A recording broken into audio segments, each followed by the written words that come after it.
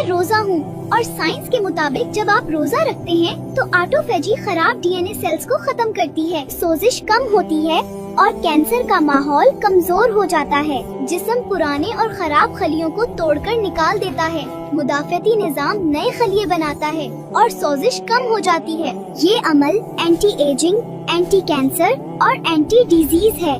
जब आप 0 से 6 घंटे रोजा रखते हैं तो जिस्म सबसे पहले ग्लूकोज यानी शुगर इस्तेमाल करता है और इंसुलिन लेवल भी हाई रहता है। जब आप 8 से 12 घंटे रोजा रखते हैं तो इंसुलिन लेवल गिरना शुरू हो जाता है, फैट बर्निंग ऑन हो जाता है और ब्लड शुगर मुस्तहकम होने लगती है। 12 से 16 घंटे के रोजे में इंसुलिन रेजिस्टेंस कम हो जाती है, जिगर और मसल्स शुगर को सही इस्तेमाल करते हैं, चर्बी से तवानाई बनती है, शुगर से नहीं। रोजा डायबिटीज और टाइप 2 डायबिटीज को कंट्रोल करने का मजबूत जरिया है।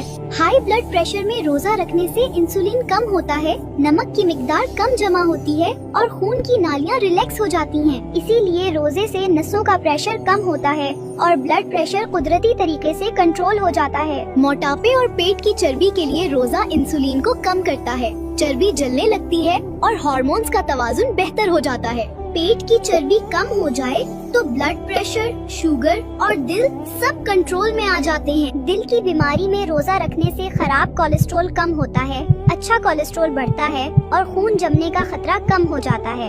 इसीलिए रोजे से हार्ट अटैक और फॉलिज का खतरा कम हो जाता है। स्ट्रेस, एंजाइटी और डिप्रेशन में रोजा कोर्टिसोल कम करता है, दिमाग का BDNF बढ़ाता है, दिमाग को सुकून मिलता है और जज्बात मुतवाजुन हो जाते हैं।